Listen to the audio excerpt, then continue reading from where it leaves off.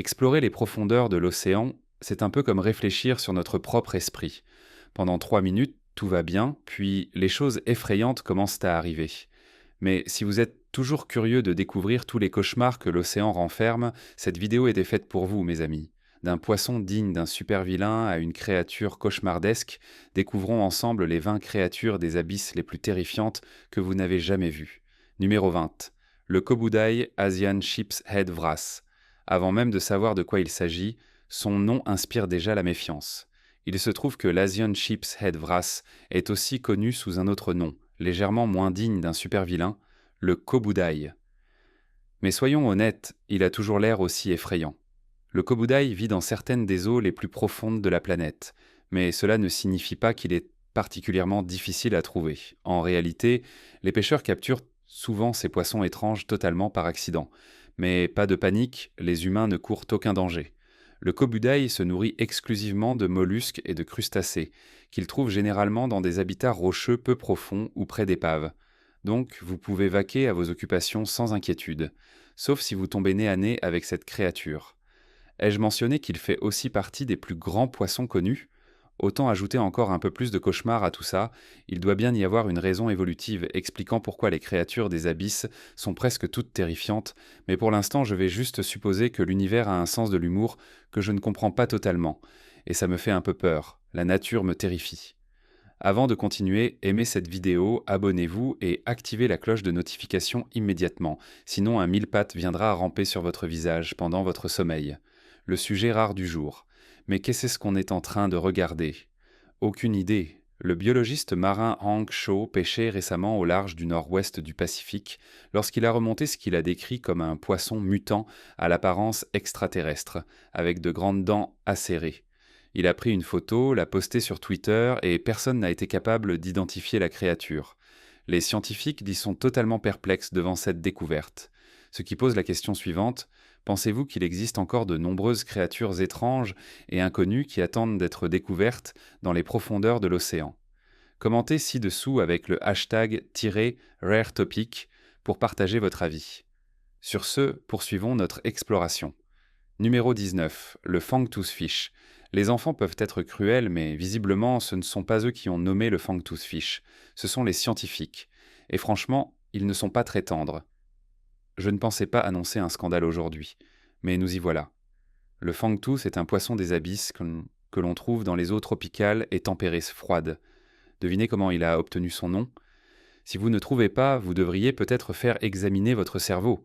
Évidemment, il doit son nom à ses énormes dents en forme de croc. Mais malgré son apparence, il est bien moins menaçant qu'il n'en a l'air. En réalité, les fangtooths sont petits et inoffensifs pour les humains. L'espèce la plus grande atteint tout juste 16 cm de long, tandis que la plus petite mesure à peine la moitié. Donc inutile de vous inquiéter de perdre un bras ou une jambe à cause d'eux. Cela dit, quand on croise un poisson avec un tel visage, la meilleure réaction est probablement de nager dans la direction opposée. Les créatures des abysses ont un comportement un peu instable, sans doute à cause du manque de lumière et d'interaction sociale. Et franchement, après l'année 2020, je trouve ça beaucoup trop facile à comprendre. Numéro 18. Vampire Squid. Vampire Squid.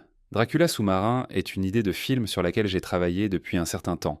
Mais malheureusement, ce n'est pas cette histoire. Autant que je puisse en juger, le vampire des abysses ne peut pas se transformer en chauve-souris, ni n'a d'aversion pour l'ail, mais il ressemble à un vampire. Son nom scientifique est Vampyroteuthis infernalis, ce qui se traduit littéralement par vampire des abysses venu de l'enfer. Mes recherches n'ont pas pu prouver de manière concluante si cette créature venait effectivement de l'enfer, mais j'ai des raisons crédibles de croire que c'est le cas. En réalité, ce calmar n'a aucune caractéristique propre aux vampires.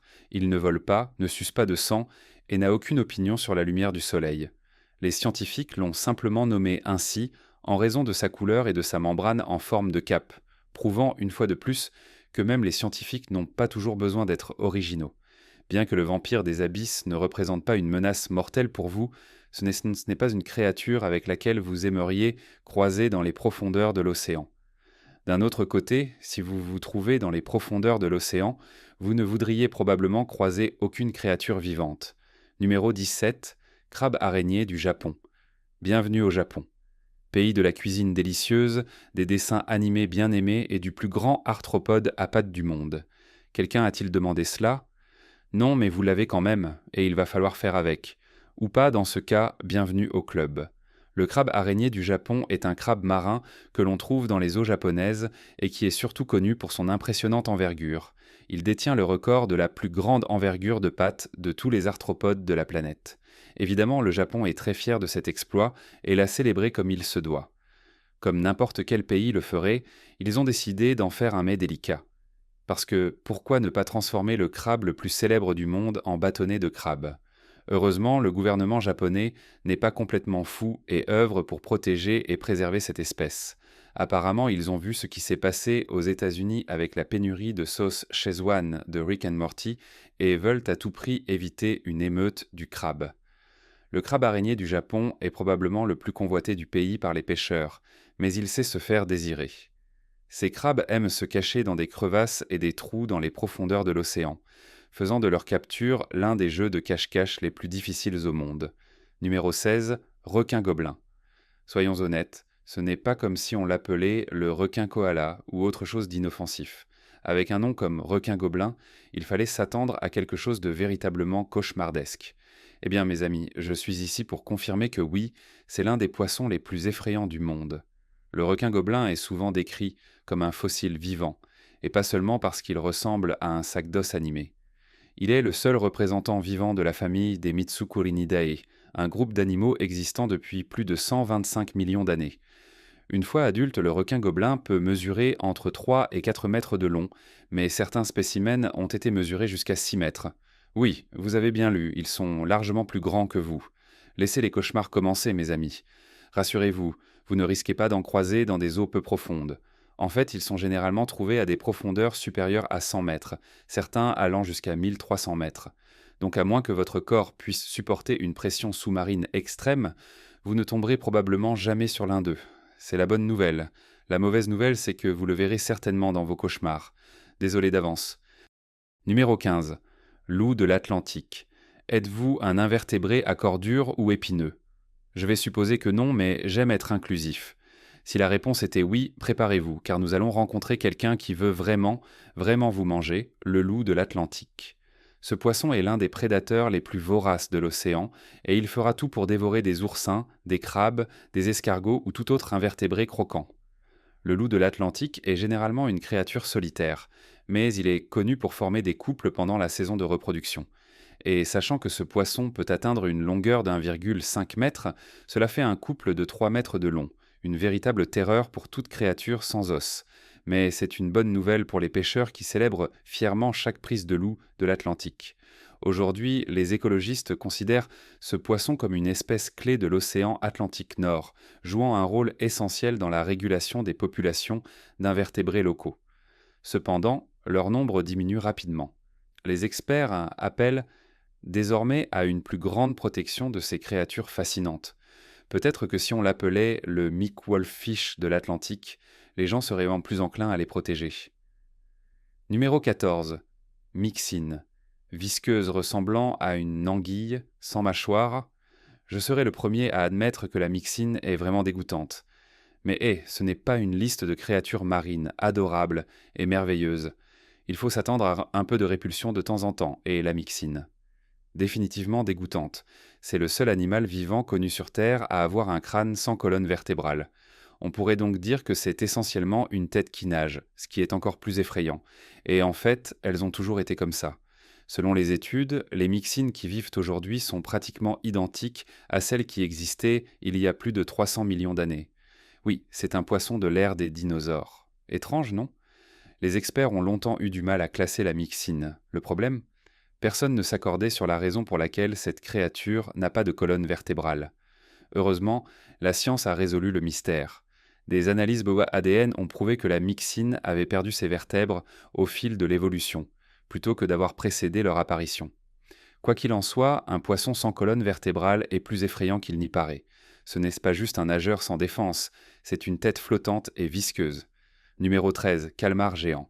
Tout animal des abysses dont le nom contient géant est généralement une créature que vous ne voulez pas croiser. Mais le calmar géant est particulièrement étrange. Il y a quelque chose dans son apparence fluide et gluante qui le rend vraiment inquiétant. Et attendez de voir à quelle taille il peut grandir. Grâce à un phénomène évolutif appelé gigantisme abyssal, le calmar géant peut atteindre une taille incroyablement grande. Plus précisément, la longueur maximale estimée est de 12 à 13 mètres pour les femelles et de 10 mètres pour les mâles, et ce ne sont que les spécimens connus. Il existe depuis longtemps des rumeurs et des témoignages affirmant que certains calmars géants dépasseraient les 20 mètres. Ces affirmations n'ont jamais été vérifiées, bien sûr, mais parfois c'est amusant de croire aux histoires étranges qu'on trouve sur Internet. Les créatures des profondeurs sont, dans l'ensemble, parmi les plus bizarres de la planète. Mais voir un calmar de plus de 12 mètres de long, c'est comme plonger dans un cauchemar abyssal dont personne ne veut faire partie. Numéro 12. Grenadier. Les grenadiers semblent être un nom assez étrange pour un poisson, mais quand on découvre qu'on les appelle aussi queue de rat, ça sonne plutôt bien en fait. Et si jamais vous explorez les profondeurs de l'océan, vous en croiserez probablement un. Le grenadier se trouve généralement dans les abysses des océans du monde entier, de l'Arctique à l'Antarctique. Et ai-je mentionné qu'il fait partie des poissons des grands fonds les plus abondants de la planète ? Oui, c'est vrai. En fait, on estime qu'il représente jusqu'à 15% de toute la population de poissons des abysses, ce qui est une excellente nouvelle pour tous ceux qui souhaitent voir un poisson bizarre ressemblant à un rat dans les profondeurs les plus sombres de l'océan. Et cela n'a absolument aucun impact sur à peu près tout le reste de la population mondiale. Donc, c'est amusant pour nous, non ? Bon, d'accord, le nom grenadier n'a pas vraiment de rapport avec quoi que ce soit, mais écoutez, ça reste un poisson des abysses que vous n'avez vraiment pas envie de croiser. Parce que franchement, qui veut tomber sur un poisson des profondeurs avec une queue de rat ? La plupart des gens ne veulent même pas croiser un poisson terrestre avec une queue de rat. Oh, un poisson terrestre, c'est comme ça que j'appelle les mammifères maintenant. Ah, on me dit d'arrêter ? D'accord, oubliez que j'ai dit ça. Numéro 11. Chimère. Quand il s'agit d'animaux des abysses, ils sont tous plutôt effrayants, ce qui rend cette prochaine phrase encore plus inquiétante. Vous êtes prêts ? D'accord, la chimère existe dans tous les océans du monde, sauf dans l'Arctique et l'Antarctique. Voyons pourquoi c'est un peu flippant. D'accord. La chimère est un poisson des abysses que l'on trouve généralement jusqu'à 2600 mètres de profondeur. Elle peut atteindre 1,50 m de long et son squelette est entièrement composé de cartilage. Oui, du cartilage, comme dans le tissu conjonctif. Connecté à quoi, demandez-vous ? À encore plus de cartilage. Son corps long et souple est recouvert d'une peau lisse et nue qui lui donne une teinte sombre et trouble. Et oui, la plupart des chimères ont une épine venimeuse devant leur nageoire dorsale, parce qu'aucune créature des abysses n'est complète sans une petite menace attachée à son corps. Donc oui, cette étrange petite créature peut être trouvée dans presque tous les océans du monde. La bonne nouvelle, c'est que la plupart vivent à des profondeurs extrêmes. La mauvaise nouvelle, c'est que certaines peuvent être trouvées à des profondeurs relativement faibles, d'où la raison pour laquelle leur existence devrait vous inquiéter. Parce que si vous devez mourir, autant que ce ne soit pas à cause d'un poisson presque entièrement fait de tissu conjonctif. Numéro 10. Sarcastic Fringehead. Apparemment, le fait que ce poisson partage mon surnom de lycée n'est qu'une coïncidence, ou c'est ce qu'on veut me faire croire. Le sarcastic fringehead est un petit poisson d'eau salée, robuste, avec des habitudes vraiment étranges. Vous ne me croyez pas ? Laissez-moi vous le prouver. Le sarcastic fringehead est connu pour sa grande bouche et son comportement territorial agressif. Si un autre poisson ose pénétrer sur son territoire, le fringehead réagira violemment de la seule manière qu'il connaît, en embrassant. Oui, mes amis, ce poisson a trouvé un moyen de transformer l'amour en une arme. Quand deux fringeheads se battent, ils pressent leur bouche l'une contre l'autre comme s'ils étaient en plein baiser passionné. Mais non, en réalité, ils sont juste en train de se battre pour la domination. Ce qui est, au mieux, une excuse discutable. On les trouve dans l'océan Pacifique, au large de la côte nord-américaine. Mais si, pour une raison étrange, vous voulez voir deux poissons s'embrasser avec colère, vous devrez être prêt à plonger entre 3 et 67 mètres sous la surface. Je ne sais pas exactement pourquoi ces poissons pensent que le baiser est un bon moyen d'affirmer leur domination, mais qui suis-je pour juger ? Je dis, laissez les poissons faire ce qu'ils veulent. Je suis plus inquiet pour les humains qui veulent les voir s'embrasser. Numéro 9. Le poisson baril. Je ne plaisantais vraiment pas quand j'ai dit que les créatures des abysses étaient étranges. Mes amis allaient rencontrer l'un des animaux les plus bizarres de l'océan. Oui, encore plus étrange qu'une sirène obsessionnelle avec une fixation sur les humains. Voici le poisson-baril, aussi connu sous le nom de spookfish. Le poisson-baril est un petit poisson abyssal de l'ordre des argentiniformes que l'on trouve dans les eaux des océans Atlantique, Pacifique et Indien. Et pourquoi l'appelle-t-on poisson-baril? À cause de ses yeux en forme de baril? Je ne sais même pas pourquoi tu poses la question. Ces poissons possèdent deux yeux tubulaires en forme de baril, généralement orientés vers le haut, ce qui leur permet de détecter les silhouettes des proies au-dessus d'eux. Mais si nécessaire, le poisson-baril peut aussi orienter ses yeux vers l'avant, ce qui est probablement plus utile, étant donné que les prédateurs peuvent venir de toutes les directions. Le poisson-baril est sans aucun doute l'un des développements les plus uniques et créatifs de la nature. En fait, on dirait un poisson fait maison en mode bricolage. Voilà un projet créatif pour tous les esprits inventifs. Vous pouvez créer une toute nouvelle espèce de poisson. Vous êtes probablement prêt à démarrer votre propre univers. Après tout, à quel point cela peut-il être difficile? Numéro 8. L'anguille sans visage. Je ne t'ai encore rien dit sur cet animal, et pourtant son nom te fait déjà comprendre qu'il va être bizarre. L'anguille sans visage, on dirait le titre d'une parodie d'Indiana Jones. En fait, je paierais volontiers pour voir Indy affronter une anguille sans visage. Cette espèce d'anguille se trouve dans les océans Indien et Pacifique, à des profondeurs comprises entre 3930 et 5100 mètres, ou, en termes plus compréhensibles pour les humains, absolument hors de question, ramenez-moi sur la côte et laissez-moi tranquille. Ce poisson doit son nom à son apparence unique. Plus précisément, son visage est tout simplement étrange à regarder. Sa bouche se trouve sous sa tête, et il n'a pas d'yeux visibles sur les côtés du crâne. Ses narines sont situées près de l'avant de la bouche. Tout cela est très perturbant. Pour être précis, l'anguille sans visage a bien des yeux, mais ils sont enfouis sous la peau, ce qui est encore plus dérangeant. L'anguille sans visage est incontestablement l'un des animaux les plus étranges de notre monde.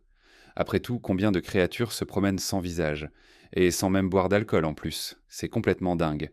Mais bon, je ne vais pas me disputer avec une anguille sans visage. Enfin, peut-être que si, mais pas devant une caméra. Numéro 7. Le poisson-bourbe. Tu le connais, tu l'aimes. Le poisson-bourbe est l'un des animaux les plus emblématiques et les plus laids du monde. Et pour une bonne raison, il ressemble à une masse informe de gélatine abandonnée qui aurait, d'une manière ou d'une autre, développé un visage. C'est absolument terrifiant. Ce poisson des profondeurs habite les eaux au large des côtes de l'Australie et de la Nouvelle-Zélande, et il semble clairement satisfait de sa vie. Même si les gros plans peuvent laisser penser le contraire, le poisson-bourbe est en réalité assez petit. Il mesure généralement moins de 30 cm de long et est toujours décrit comme une simple masse gélatineuse, ce qui, soyons honnêtes, nous parle à tous un peu trop bien. En fait, son apparence gélatineuse et flasque est un atout pour lui. Son manque de densité lui permet de flotter sans dépenser trop d'énergie à nager ou à faire ces exercices inutiles que pratiquent tous ces poissons idiots des fonds marins. Et ne t'inquiète pas, le poisson-bourbe n'a pas besoin d'être intimidant. En tant que prédateur, il n'est pas particulièrement menaçant. Il se contente généralement de se nourrir des matières comestibles qui flottent devant lui, comme les crustacés. Il n'a donc aucune raison d'être agressif ou effrayant. Il se contente de manger ce qu'il trouve. Encore une fois, c'est une attitude étrangement relatable. Numéro 6. Le poisson lézard à haute nageoire. À un certain point, il devient difficile de savoir quels animaux sont inventés et lesquels sont bien réels. Mais je peux vous assurer que le poisson lézard à haute nageoire est loin d'être aussi faux qu'il en a l'air. En fait, ils sont plutôt terrifiants. Et ce n'est même pas une exagération. Les Bathysauridae, comme on les appelle officiellement, sont une petite famille de poissons des grandes profondeurs, généralement reconnaissables à leur tête plate et à leurs dents recourbées et barbelées. Ils peuvent atteindre jusqu'à 80 cm de long. Mais voyons pourquoi exactement ils sont si effrayants. Ils sont peut-être petits et un peu étranges, mais ces animaux sont parmi les prédateurs les plus redoutables des abysses. Oui, un prédateur au sommet de la chaîne alimentaire. En fait, les experts soulignent que le poisson lézard est prêt à manger littéralement tout ce qu'il croise dans la nature, y compris un autre poisson lézard. Maintenant ça, c'est effrayant. Bien sûr, les humains ne courent aucun danger immédiat, car nous ne vivons pas à 1500 mètres sous l'eau. Mais considérez ceci comme un avertissement pour tout plongeur curieux qui trouverait un moyen d'atteindre cette profondeur sans mourir instantanément. Le poisson lézard vous dévorera sans hésiter et le monde réagira avec un simple « Qu'est-ce qu'il croyait ?» Numéro 5. La Baudroie des abysses, les profondeurs marines. C'est un peu comme un quartier malfamé. Une fois que vous y descendez, il y a de fortes chances que vous n'en ressortiez pas indemne, et si vous y parvenez, vous risquez de souffrir de stress post-traumatique pour le reste de votre vie. Oui, dans ce cas, le mauvais quartier métaphorique, c'est carrément le Far West. La baudroie des abysses est l'une des créatures les plus terrifiantes des grands fonds. Cette horreur osseuse et cauchemardesque a une méthode de chasse vraiment unique. Alors que d'autres poissons se contentent de pourchasser leur proie et de les manger, la baudroie préfère jouer aux pêcheurs. Grâce à un rayon de nageoires luminescent modifié, elle attire d'autres poissons droit vers leur perte, les capturant à sa guise et dégustant un repas bien mérité. C'est à la fois diaboliquement malin et totalement effrayant, selon votre point de vue. On trouve la baudroie des abysses dans les océans du monde entier, mais la plupart des gens ne s'approcheront jamais assez des abysses pour en voir une de leurs propres yeux, ce qui, honnêtement, est une bénédiction. Car dans l'obscurité totale des profondeurs, voudriez-vous vraiment voir cette chose osseuse et difforme vous attirer vers une mort certaine ? Non merci, je vais plutôt profiter de mon menu Wendy's. Numéro 4. L'anguille bec de bécassine. Avec un nom pareil, on pourrait croire que cette créature est l'un des animaux les plus élégants et magnifiques du monde. Si vous avez vraiment pensé ça, j'ai un pont à vous vendre. Les animaux des abysses ne sont jamais élégants ou beaux, et celui-ci ne fait pas exception. L'anguille bec de bécassine est unique en son genre. Elle ne pèse que quelques grammes, mais peut atteindre jusqu'à 1,50 m de long. Parmi ses caractéristiques étranges, on trouve un bec semblable à celui d'un oiseau, recouvert de minuscules dents crochues, utilisées pour attraper et dévorer des crevettes et des crustacés. En gros, c'est l'un des animaux les plus hallucinants et bizarres des profondeurs océaniques, mais vous commencez sûrement à vous y habituer à ce stade. Si vous cherchez une anecdote inutile pour impressionner vos amis lors d'un quiz, sachez que l'anguille bec de bécassine détient le record du plus grand nombre de vertèbres chez un animal, 750. Malheureusement, l'évolution lui a aussi joué un sale tour en déplaçant son anus jusqu'à sa gorge. Parfois on gagne, parfois on perd, mais si vous faites abstraction de ce détail franchement gênant, cet animal reste fascinant. En fait, pourquoi ignorer ce fait ? C'est sans doute la chose la plus étrange de toutes. Numéro 3. Poisson vipère. Le poisson vipère est l'une des rares espèces animales de cette liste qui est davantage un groupe qu'un individu. Un poisson vipère est en fait n'importe quelle espèce de poisson appartenant au genre Choliodus, ce qui est pertinent car ils sont tous de véritables créatures cauchemardesques, et ce n'est pas une exagération. Un poisson vipère moyen peut atteindre une taille comprise entre 30 et 60 cm de long, mais il est difficile à repérer. Pendant la journée où on en a ici, il a tendance à rester dans les profondeurs entre 75 et 1500 mètres, mais la nuit, on peut le trouver à des profondeurs plus faibles, utilisant des tactiques similaires à celles de la baudroie abyssale. Comme ces créatures étranges, le poisson vipère attire ses proies grâce à des photophores lumineux avant de les saisir avec ses longues dents acérées en forme d'aiguille et ses mâchoires inférieures articulées, leur infligeant un traumatisme qu'aucun thérapeute ne pourrait réparer. En fait, ces poissons sont des prédateurs si doués que, laissés à eux-mêmes dans la nature, ils peuvent vivre entre 30 et 40 ans. Et si vous n'êtes pas encore assez terrifié par ces créatures, voici un autre fait inquiétant. Selon certaines estimations, le poisson vipère peut se déplacer à une vitesse de 2 fois la longueur de son corps par seconde. Je ne sais pas quelle est l'unité de mesure officielle pour cela, mais ça semble assez effrayant. Numéro 2. Cloporte géant. Tout comme le poisson vipère, le cloporte géant n'est pas une seule espèce, mais regroupe en réalité une vingtaine d'espèces. Oui, il existe 20 espèces de grands isopodes qui entrent dans cette catégorie, et elles sont toutes assez terrifiantes. Et encore, c'est un euphémisme. Le cloporte géant se trouve principalement dans les eaux froides de l'Atlantique, du Pacifique et de l'océan Indien. En fait, certains spécimens sont reconnus comme étant les plus grands isopodes du monde. Est-ce un fait confirmé ? Probablement. Honnêtement, vous seriez surpris de savoir à quel point la science repose parfois sur du « faites-moi confiance ». Le cloporte géant est souvent comparé au cloporte commun que l'on trouve sur Terre, ce qui est une idée plutôt dérangeante. Mais ces deux animaux sont bien apparentés. Donc, en résumé, c'est un énorme cloporte sous-marin. Est-ce que cela rend quelqu'un moins mal à l'aise ou moins dégoûté ? Je vais prendre le pari que non. Évidemment, les pêcheurs professionnels et commerciaux n'ont absolument aucun intérêt pour le cloporte géant. En fait, ils les détestent. Le cloporte géant a la réputation d'attaquer et de détruire les poissons pris dans les filets de chalut, ce qui est un moyen sûr de se retrouver sur la liste noire des pêcheurs du monde entier.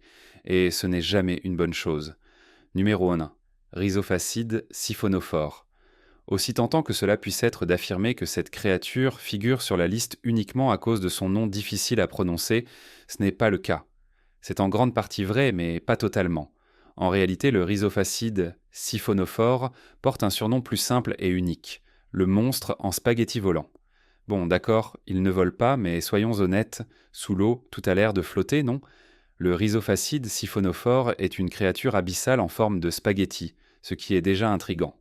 Selon le World Register of Marine Species, nos océans abritent environ 175 espèces de siphonophores, et j'imagine qu'aucune d'entre elles n'est rassurante. Ces créatures sont connues pour émettre de la lumière afin d'attirer et d'attaquer leurs proies, et certaines espèces sont même capables de briller en rouge, ce qui, quand on y pense, les fait encore plus ressembler à des spaghettis. Clairement, cette chose est bizarre, et pas seulement parce que certains d'entre vous voudront probablement la manger. C'est juste l'un des animaux sous-marins les plus étranges de la planète, une masse translucide flottante avec des tentacules en forme de spaghettis. Avouez que ce n'est pas exactement ce que vous attendiez en regardant cette vidéo, n'est-ce pas? Lequel de ces monstres des abysses aimeriez-vous le moins croiser? Dites-le nous dans les commentaires, et n'oubliez pas de jeter un œil à nos autres vidéos fascinantes qui apparaissent à l'écran en ce moment. À bientôt!